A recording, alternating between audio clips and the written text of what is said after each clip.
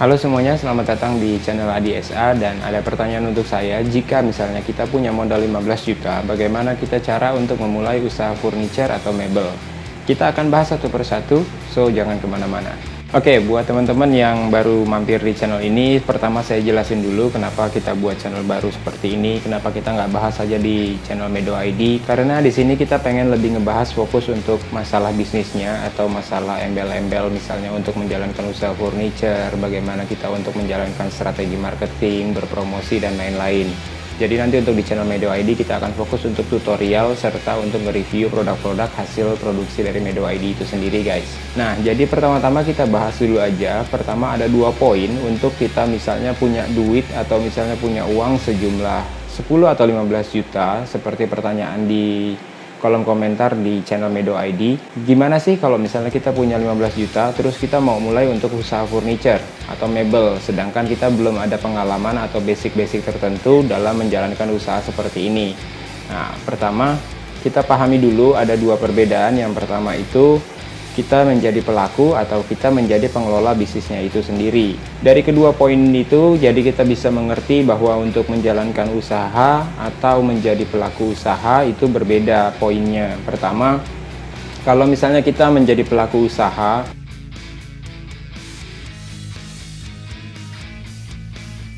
di sini kita dituntut untuk untuk mengetahui dan bagaimana proses produksi itu bisa berjalan. Yang pertama, beberapa keuntungan kalau misalnya kita langsung terjun sebagai pelaku usahanya dulu. Pertama, kita akan tahu alat-alat apa aja nanti yang kita akan perlukan dalam proses produksi.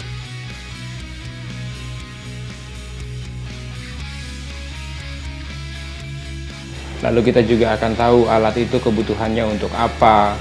Berikutnya juga nanti kita akan mengetahui untuk misalnya materialnya apa saja, butuhnya berapa banyak, dan untuk finishingnya seperti apa. Oke, untuk poin pertama, jika kita menjadi pelaku usaha, kita akan mendapatkan beberapa keuntungan seperti kita tahu kebutuhan alat itu seperti apa, dan kita butuhnya alat itu untuk seperti apa dalam proses produksi. Dan kita juga nanti akan paham untuk pemilihan material, bahan-bahan apa saja yang dibutuhkan, berapa banyak, dan nanti kita belinya di mana. Karena nanti kita akan kesulitan kalau misalnya kita, contoh lah, misalnya kita nggak tahu barang itu kita harus belinya di mana, harganya berapa, sedangkan toko-toko itu menjual banyak sekali jenis atau produk dari misalnya kayu yang akan kita gunakan. Terus berdasarkan dari harga, itu pun juga akan relatif. Toko satu dengan toko yang lainnya itu juga pasti akan berbeda harga-harganya. Untuk poin yang kedua ini, saya bilang susah-susah gampang karena pertama kalau misalnya kita tidak sebagai pelaku usahanya itu sendiri, kita akan bingung bagaimana kita harus menggaji karyawan, kita harus beli barangnya di mana, kita harus memakai peralatannya seperti apa, berapa banyak, apakah butuh alat-alat tertentu yang lebih spesifik atau yang lebih khusus. Tapi di sini kita mungkin bisa belajar untuk berkonsultasi dengan teman atau misalnya tukang yang mau kita ajak untuk bekerja sama atau memulai usaha ini untuk pertama kali.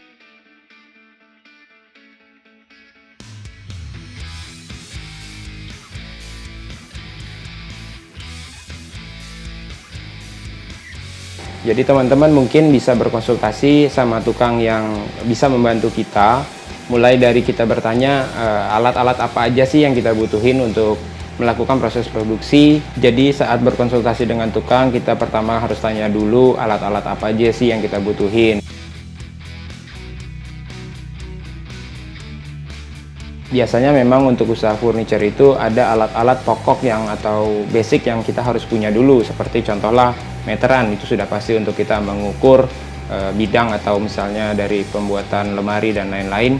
Yang kedua itu ada mesin potong atau circular saw, itu sudah wajib sekali karena tanpa alat ini kita tidak bisa untuk memotong dan melakukan proses produksi. Yang ketiga nanti mungkin ada drill atau mesin bor, dan ini juga sebenarnya sifatnya relatif karena teman-teman juga mungkin masih bisa menggunakan alat manual seperti obeng kalau misalnya budgetnya itu belum memenuhi dari kebutuhan. Oke, jadi lalu kalau misalnya kita harus memutuskan proses mana dulu yang harus kita lalui, ya menurut saya kita setidaknya harus bisa dulu untuk melakukan proses produksi, atau setidaknya kita mencoba bagaimana dasar-dasar proses pemotongan, proses perakitan, atau kita juga mungkin bisa belajar lebih mendalam untuk desainnya jika memang kita tidak mau melakukan proses produksi. Jadi setidaknya nanti saat kita siap untuk memulai, kita sudah punya modal, kita sudah punya tempat usaha, kita sudah punya alat-alat, dan kita sudah paham untuk bagaimana proses produksinya serta material dan lain-lain yang akan kita gunakan. Kita juga pasti membutuhkan proses untuk menggambar atau misalnya melakukan proses desain. Jadi setelah itu siap, kita akan menuju ke tahap berikutnya atau memulai usaha awal. Nah, jadi teman-teman sudah tahu bagaimana langkah awal yang kita harus siapkan sebelum kita memulai usaha. Di video berikutnya nanti kita juga akan bahas bagaimana cara untuk menjalankan usaha, memasarkan produk, melakukan proses marketing, dan lain-lain. Jadi terima kasih sudah menonton video ini dari awal sampai akhir. Semoga memberi wawasan untuk teman-teman dalam menjalankan usaha furniture. Jangan pernah berhenti untuk berharap, terus berkarya, dan maju terus woodworking Indonesia. Sampai ketemu di video berikutnya.